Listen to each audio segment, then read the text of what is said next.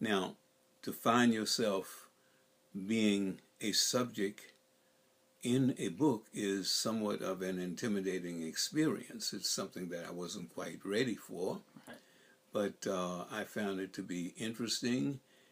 Even though it was intimidating, I found it to be very interesting and enlightening.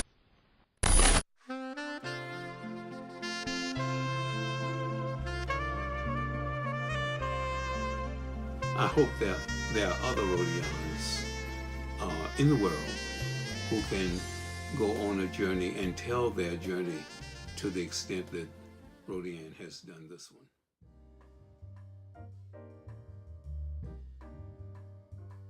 I was first introduced to the book by having a visit from Rodion, and he indicated that he had written this book and thought that I might find it interesting. This is someone I had met previously, and I had known through a series of experiences, and my knowing him and we having the mutual acquaintance, he felt like I would find it interesting, and indeed he was very much on time with that. I did find it to be quite an interesting book.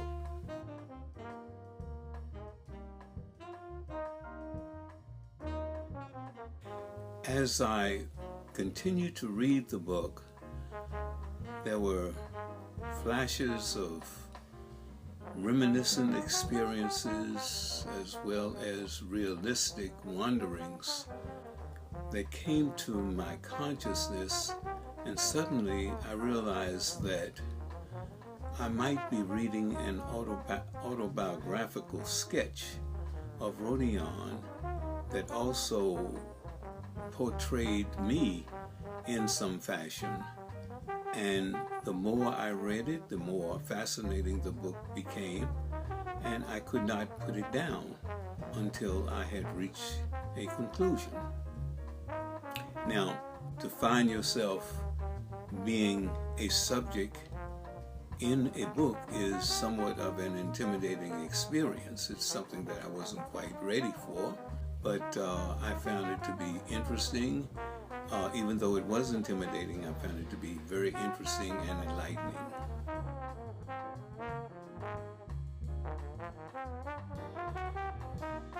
Yes, I think he did more than justice to my character because, first of all, I never realized that I had the type of influence on Rodion that apparently I did have.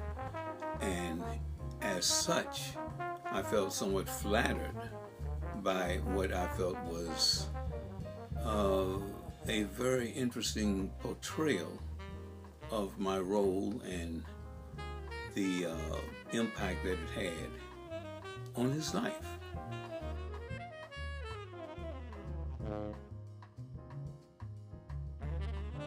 Well, I did, and to some extent that also was somewhat intimidating.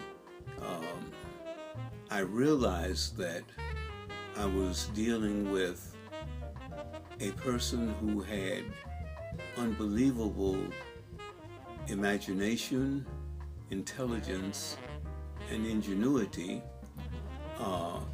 Interestingly enough, as you go through your everyday life with this person, you don't focus on those types of things.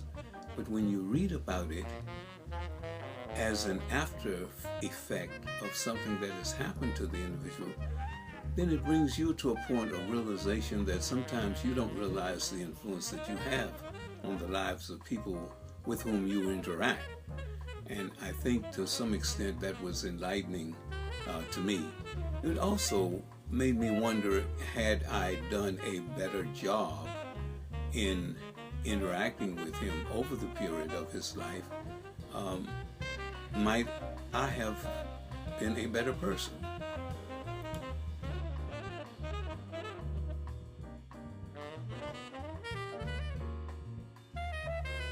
There was no one part of the book that I would say was favorite. The book, in terms of being captivating with ingenuity, it also had a suspenseful element to it. And I frequently found myself wondering, how is this going to turn out? And all through the book, I wondered, what is the finality going to be like?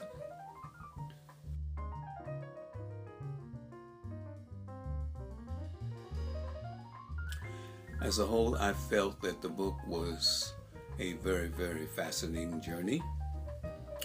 It made me realize that I was reading an autobiographical sketch of a person who was on a journey towards self-identity and self-fulfillment, and that this journey was not necessarily completed with the completion of this book. And it made me eagerly look forward to another future edition of a book by Rodion.